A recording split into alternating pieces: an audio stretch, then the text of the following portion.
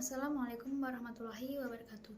Perkenalkan, nama saya Rahmatika Bini Absari, NIM D600-180-121. Di sini saya akan membahas mengenai korupsi bansos atau bantuan sosial COVID-19.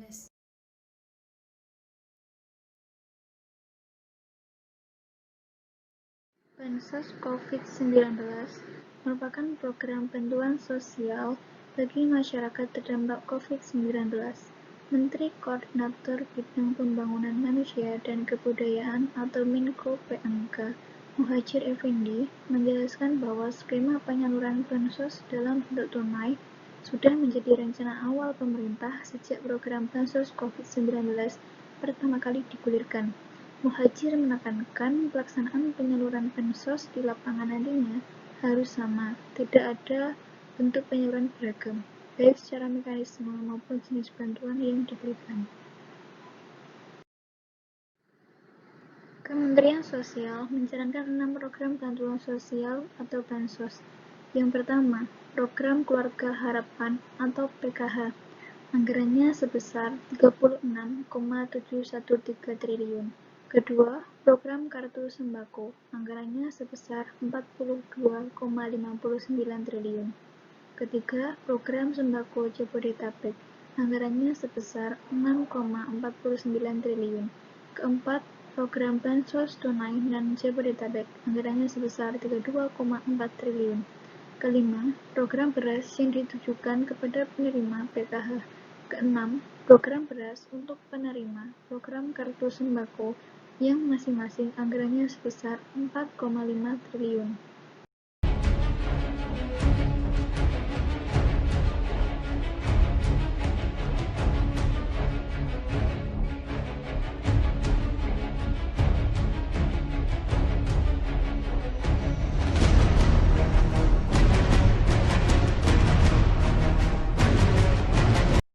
Benarkah dana bansos rawan dikorupsi? Kemana saja aliran dananya? Menteri Kabinet Indonesia Maju ditetapkan sebagai tersangka atas kasus korupsi. Wuliari P. Batubara juga menegaskan bahwa Gibran tidak terlibat kasus korupsi bantuan sosial atau bansos COVID-19.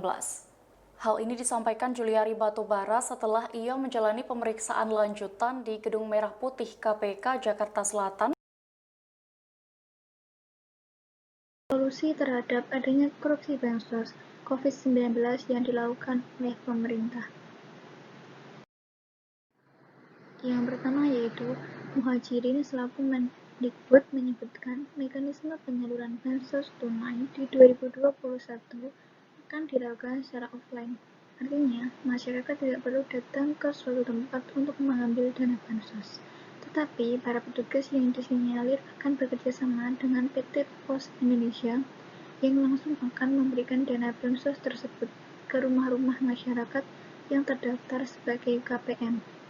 Karena mereka yang terdampak dan menerima bansos sebagian besar berasal dari luar data DTKS. Umumnya, dari mereka belum teridentifikasi punya rekening atau tidak.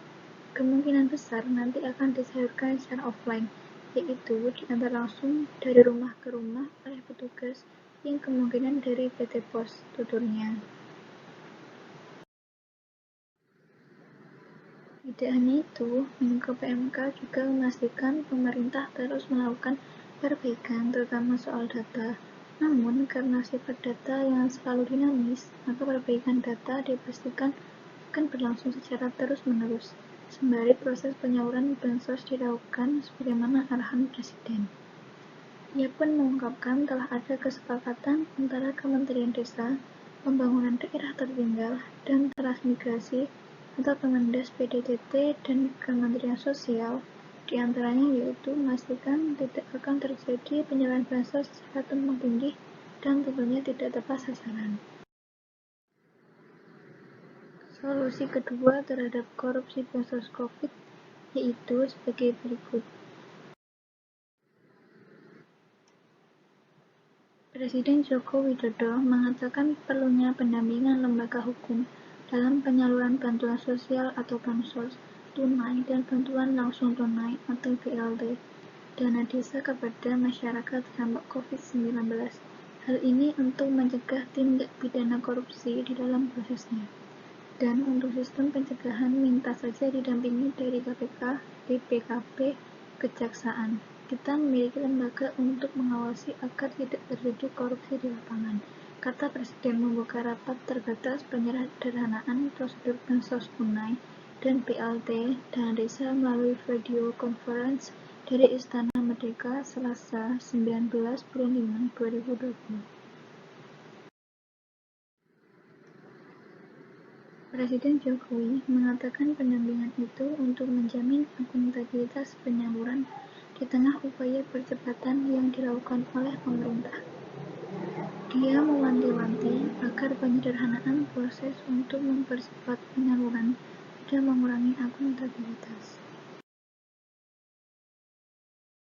Pendapat saya terhadap permasalahan mengenai korupsi bansos tersebut yaitu berdasarkan sumber yang saya baca pada surabaya.net yang merupakan bagian dari Suara Surabaya Media, bahwa KPK telah melakukan 3 hal, yaitu yang pertama, penyelenggaraan negara juga diingatkan tentang penggunaan data terpadu sehingga korupsi tersebut dapat diminimalkan. Kedua, KPK juga sudah membangun aplikasi Jaga Bansos agar masyarakat bisa mengetahui tata cara dan tata kelola pemberian bansos dari pemerintah kepada masyarakat. Tambah Firly Bahuri, Ketua KPK. Kemudian yang ketiga yaitu KPK melalui Deputi Pencegahan sudah bekerjasama dengan gugus tugas COVID-19 melakukan upaya pencegahan di tingkat pemerintah pusat dan daerah untuk paduan tata kelola keuangan dan anggaran bisa transparan dan akuntabel. Dari ketiga hal tersebut, menurut saya kurang efektif karena masih terjadi korupsi pada dana bansos COVID ini. Sehingga menurut saya harus dilakukan evaluasi dan perbaikan. Ada yang dapat dilakukan, yang pertama yaitu melalui aplikasi yang dibuat yaitu Jaga Bansos, di mana aplikasi tersebut ditujukan kepada masyarakat agar masyarakat mengetahui seberapa banyak uang yang dikeluarkan oleh pemerintah yang akan diberikan kepada masyarakat.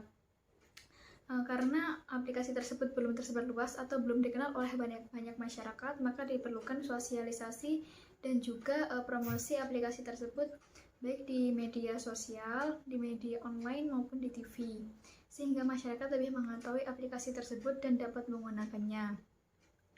Dan juga dapat dilakukan transparansi banyaknya dana ataupun uang yang dikeluarkan oleh negara untuk dana bansos ini secara transparan diberikan atau ditujukan ataupun dijelaskan kepada masyarakat umum, sehingga semua dana itu dapat transparan dan masyarakat dapat mengetahui secara jelas berapa dana yang seharusnya diperoleh, dan juga dapat dilakukan atau dilaksanakan solusi yang diberikan oleh pemerintah yaitu melalui pemberian uang tunai dan uang tunai kepada masyarakat dengan melalui pos tersebut, sehingga dapat mengurangi banyaknya rantai dalam distribusi sehingga memperkecil adanya korupsi dari setiap pendistribusian tersebut. Itu pendapat saya mengenai permasalahan yang kita bahas yaitu korupsi bansos COVID-19. Cukup sekian pembahasan mengenai korupsi bansos COVID-19. Semoga kedepannya tidak terjadi lagi korupsi dan pandemi ini segera berakhir sehingga kita semua dapat beraktivitas seperti sedia kala. Terima kasih atas perhatian dan telah menonton video ini. Akhirul kalam, wassalamualaikum warahmatullahi wabarakatuh.